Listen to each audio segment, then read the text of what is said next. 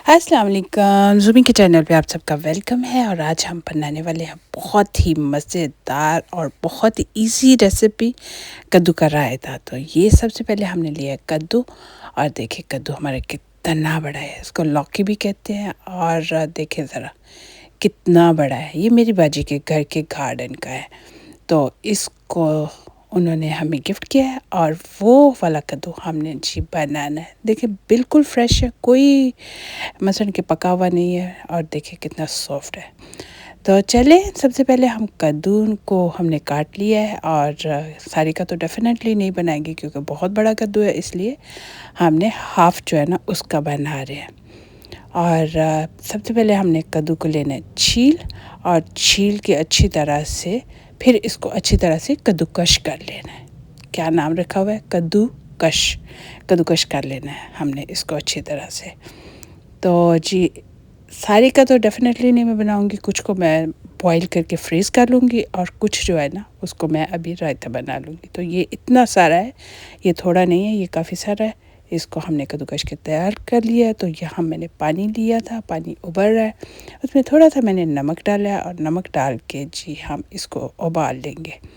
और इसको हम पकाएंगे तकरीबन 5 से 8 मिनट तक हम इसको पानी में अच्छी तरह पकाएंगे। और फिर अच्छी तरह से इसका पानी निचोड़ लेंगे और साइड पर रख देंगे।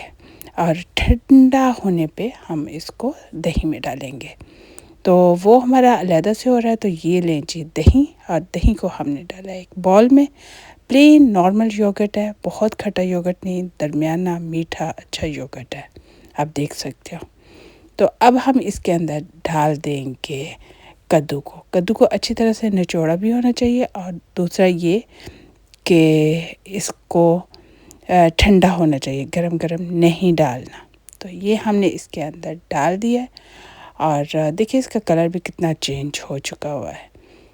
तो ये देखिए जी, इसको हम अच्छी तरह से मिक्स कर लेंगे। और साथ ही इसके हम हरा धनिया जो है ना वो ऐड करेंगे।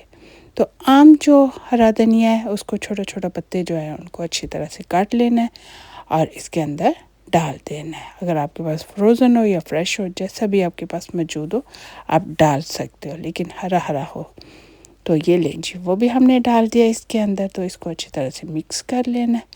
और दही देखिए हमारा थिक है, पानी वाला नहीं है, बहुत नाइस सा दही है हमारा जो है ना। तो अब इसके अंदर हम डाल देंगे कुटी हुई लाल मिर्च और नमक। और साथ मैंने रोस्टेड ज़ीरा डाला है। थोड़ा सा ज़ीरा लेना है और उसको गरम तवे पे थोड़ा सा कड़कड़ा लेना है। और बाद में उसको थोड़ा सा पीस लें, हाथ से मसल लें या फिर बेलन की मदद से मसल लें। और बहुत ज़बरदस्त ज़ीरा, रोस्टेड ज़ीरा जो है ना वो तैयार हो जाता है। तो वो हमने डाल दिया है। और देखिए इतना ज़बरदस्त हमारा रायता जो है वो तैयार हो गया है। तो अब इस रायते को हम रोटी के साथ ले सकते हैं, किसी चीज़ के साथ भी ले सकते हैं, आपकी अपनी मर्ज़ी है। ऊपर से थोड़ा सा गार्निश कर लें और सर्व कर दें। रियली बहुत मज़े की और बहुत इजी रेसिपी है।